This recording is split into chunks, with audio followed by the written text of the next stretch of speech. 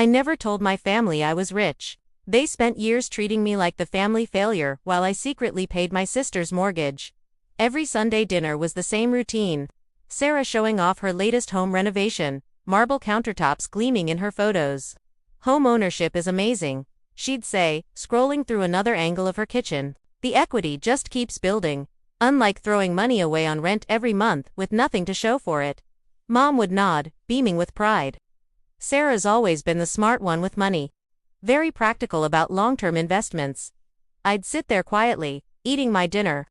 To them, I was Emma, the underachiever, the one who worked at some small consulting firm, drove a 3-year-old Honda Civic, and lived in what they thought was a rental apartment. Dad cut his steak harder than necessary. Maybe it's time you started thinking about your future, Emma. You can't rent forever like some college student. At 29, most successful people are building equity. Sarah leaned back, satisfaction radiating from her smile. I totally get it. Not everyone has the credit score or down payment saved up. The requirements are pretty steep, but there are first-time buyer programs, you know. Even for people in your particular situation. The condescension dripped from every word. Sarah had always been the golden child. Business school with honors, prestigious marketing job at a pharmaceutical company. Bought her first house at 26. Meanwhile, I was just Emma, the quiet one who never seemed to amount to much.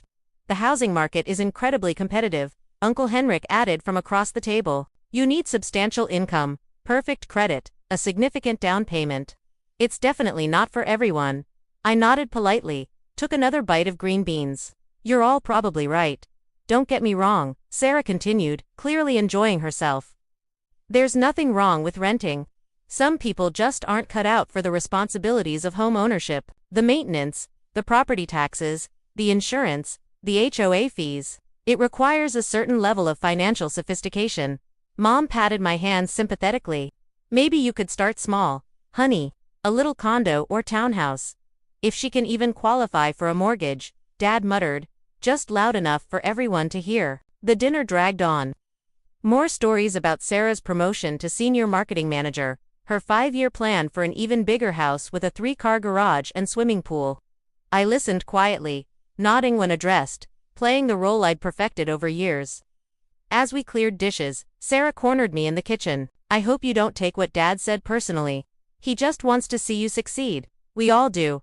I know, I replied, methodically loading the dishwasher. If you ever want advice about getting pre-approved for a mortgage, I'm happy to help. I know this amazing woman who specializes in first-time buyers, especially those working with more limited budgets. She's very patient about different financial situations. I smiled, thanked her for the generous offer. The drive home gave me time to reflect. This wasn't new. These dinners had followed the same script for years. Sarah showcasing achievements, the family praising her financial wisdom, me sitting quietly while they discussed my apparent lack of ambition. What they didn't know, what none of them had any idea about, was that I'd been paying Sarah's mortgage for the past 2 years. It started innocently enough. Sarah had called me in tears about 18 months after buying her house. The pharmaceutical company was restructuring, her entire department was being eliminated. She was facing 3 months without income. I don't know what I'm going to do, Emma, she'd sobbed. The mortgage is $3,200 every month. I've only got enough savings to cover maybe 6 weeks. I can't lose this house. Not after everything I sacrificed. She begged me not to tell the family. Her image as the successful sister was everything to her, the foundation of her identity. So I helped. I set up automatic transfers from my business account to hers. $3,200 a month, covering her mortgage while she searched for work. It was supposed to be temporary. But then she found a new job that paid $30,000 less annually. The marketing role at a smaller biotech company offered stability and growth potential, but came with a massive pay cut that made her mortgage completely unmanageable. She kept the house by continuing to accept my monthly payments, framing them as a temporary loan she'd definitely pay back once her situation improved. That was over a year ago. The payments continued every month. The irony wasn't lost on me. While Sarah lectured about building equity and homeownership benefits, I was literally financing her version of the American dream. $3,200 every month to keep her afloat while she basked in the family's admiration. The consulting firm I supposedly worked for was actually cover for my real business. a property management company I'd built from scratch over 5 years. I owned 17 rental properties scattered across the city, generating enough passive income that I could afford to subsidize my sister's lifestyle without affecting my own stability. But explaining that reality would require revealing the entire web of lies and assumptions that had become our family's foundation. Sarah couldn't admit she was struggling without destroying her carefully maintained image. And I'd grown tired of trying to prove myself to people who'd already decided I was the family disappointment. Monday morning brought my usual routine, reviewing rental income reports, maintenance schedules. I checked overnight emails from my property manager, Ingrid, who handled day-to-day operations while I focused on acquisitions. My 17 properties were performing well. Occupancy rates above 95%, rental income increasing with market rates. The Riverside property is getting multiple applications, Ingrid reported during our weekly call. 3 qualified candidates, all offering above listed rent. We could probably get $2,800 instead of $26, maybe even $29 if we're selective. I approved the increase. Moved on to reviewing renovation expenses for a downtown duplex. Business was thriving. Better than thriving. The strong real estate market meant my properties were appreciating while generating steady rental income that I reinvested in additional acquisitions. My phone buzzed.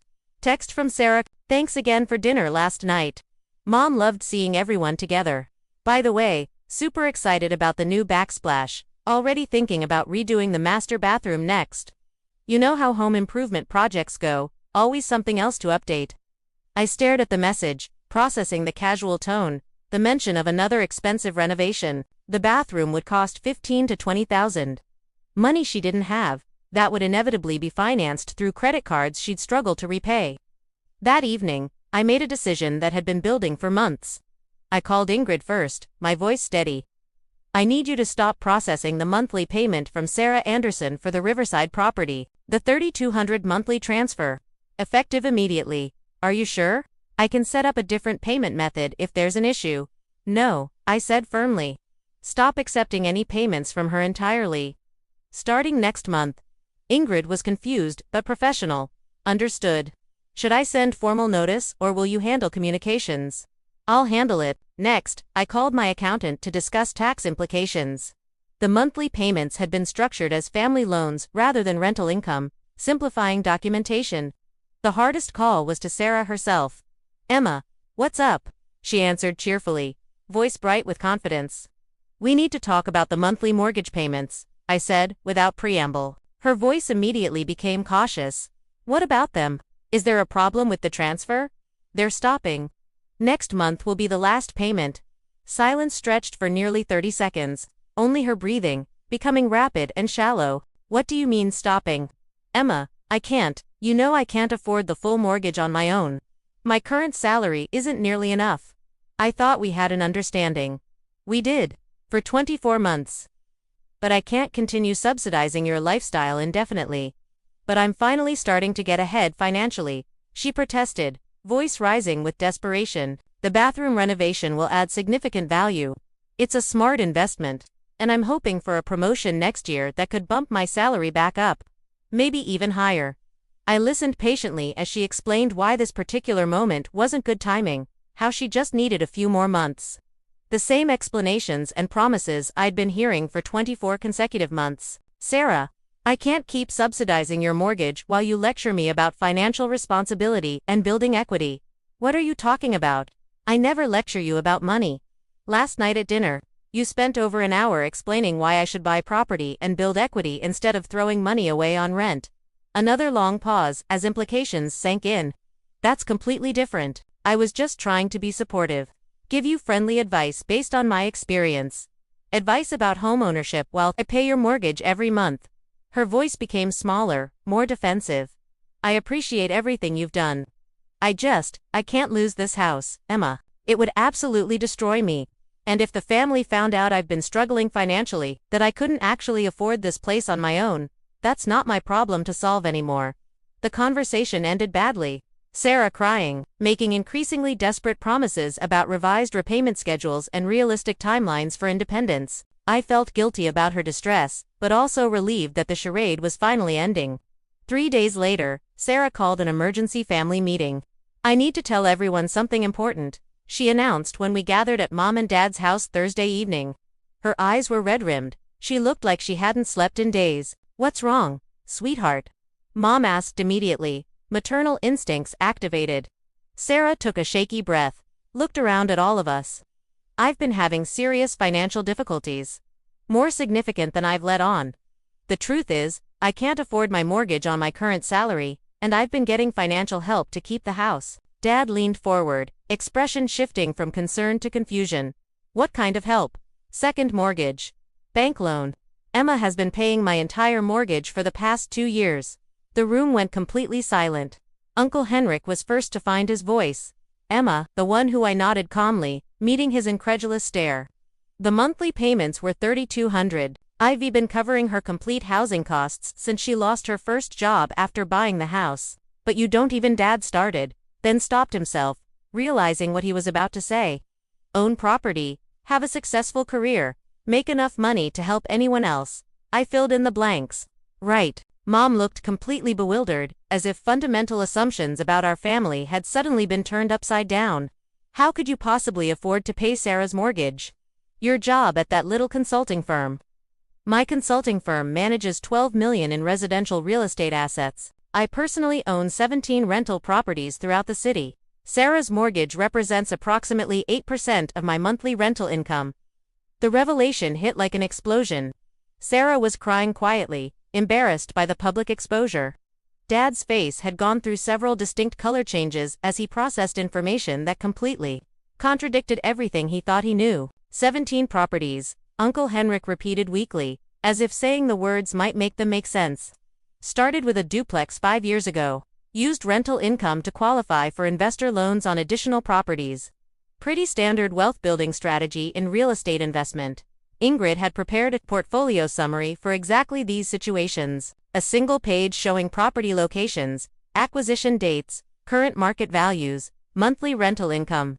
I pulled it from my purse, placed it on the coffee table where everyone could see.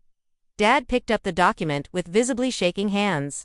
"This says your properties are worth over $4.2 million in total. Current market assessment." I confirmed matter-of-factly, though property values have been rising consistently over the past 18 months, so that number is probably conservative. Sarah wiped her eyes, embarrassment now mixed with something that looked like resentment. "I never meant for it to go on this long. I kept thinking I'd get a better job or promotion that would let me pay Emma back and handle payments myself." "Why didn't you tell us Emma was helping you?" Mom asked, voice barely above a whisper. "Because you all think she's the family failure," Sarah snapped. Embarrassment turning to defensive anger. "Every single family dinner is about how successful I am and how Emma needs to get her life together. How was I supposed to explain that the successful sister needed financial support from the unsuccessful one?" The room fell quiet again as everyone absorbed the full implications. "So when you've been giving me advice about building equity and buying property," I said to Sarah, letting the sentence hang. "I know exactly how it sounds," she said miserably. I wanted to keep up the image. I worked so hard to buy that house. And when I couldn't afford it anymore, I couldn't bear to admit failure to everyone." Dad cleared his throat awkwardly. "Emma, I owe you a serious apology. We all do. We've been completely wrong about your situation for years." "Wrong about a lot of things," I agreed, voice calm and measured. "But why didn't you ever say anything?" Mom asked, confusion genuine. "All these years of us thinking you were struggling, making assumptions about your career. Because it didn't matter what any of you thought about my success. I didn't need your approval or recognition to build a profitable business. But I did get tired of funding Sarah's lifestyle while she lectured me about financial responsibility." Uncle Henrik was still staring at the portfolio document. "You've been carrying all this financial success quietly for years while you made assumptions, offered unsolicited advice, treated me like the family disappointment." I shrugged. "Real estate investment isn't particularly dramatic or exciting. You buy properties, maintain them, collect rent, reinvest profits. It's boring and steady.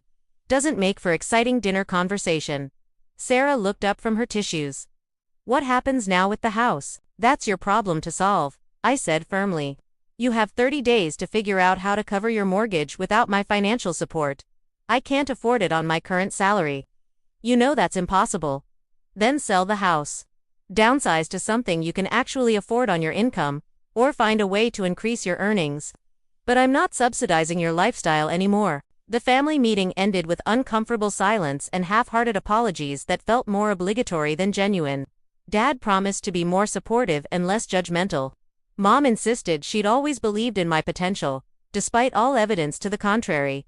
Uncle Henrik asked for investment advice, which felt particularly ironic, given his previous commentary about my financial prospects. Over the following weeks, Sarah explored her limited options with growing desperation. She listed the house for sale, started looking at smaller condos and townhouses that would fit within her actual budget. The elaborate bathroom renovation plans were quietly abandoned along with several other home improvement projects. The hardest adjustment for her seemed to be accepting the reality of living within her actual means. For 2 full years, my financial support had allowed her to maintain a lifestyle that significantly exceeded her income. Without that safety net, she was forced to make real choices about spending priorities and lifestyle expectations. At the next family dinner, the entire dynamic had shifted dramatically.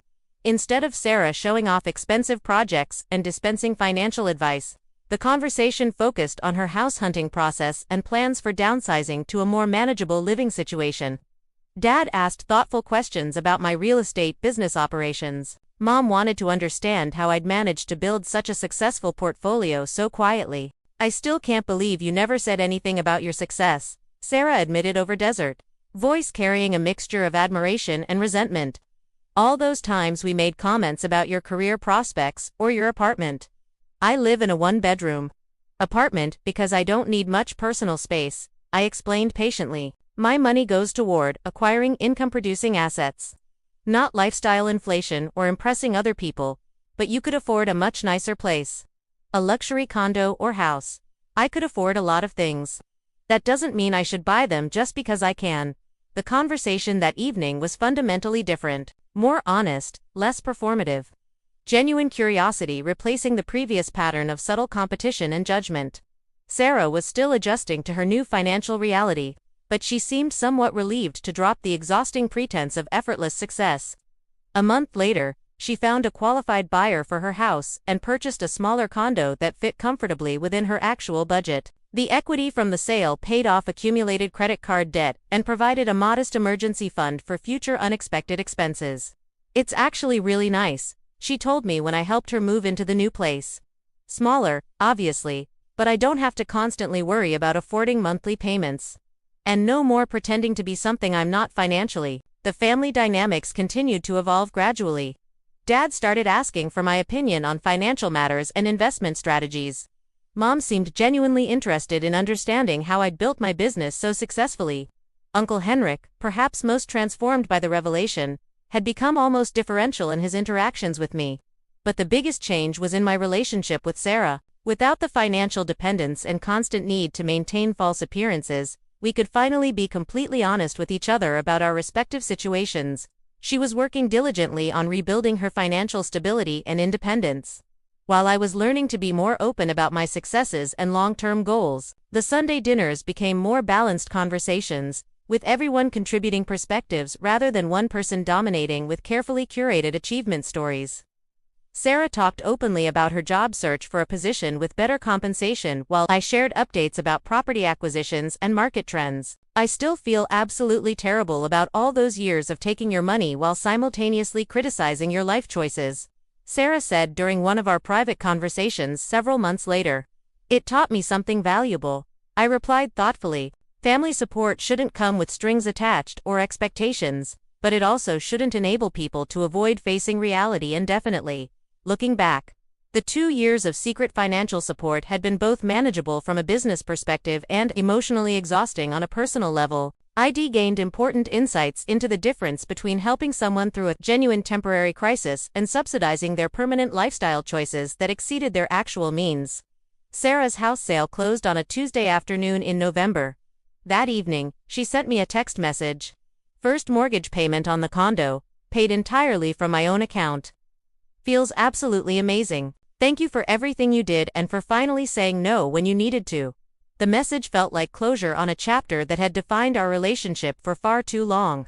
Sarah was learning to live authentically within her means while I was learning to set appropriate boundaries that protected both my financial resources and my emotional well-being. The The family had adjusted to a completely new understanding of everyone's actual circumstances and capabilities. No more assumptions about success or failure based purely on outward appearances or lifestyle choices. No more lectures about financial responsibility from someone who couldn't afford their own supposedly successful lifestyle. Most importantly, no more monthly transfers to maintain someone else's carefully constructed illusion of prosperity while being treated as the family disappointment who couldn't get her life together. That felt definitely worth celebrating.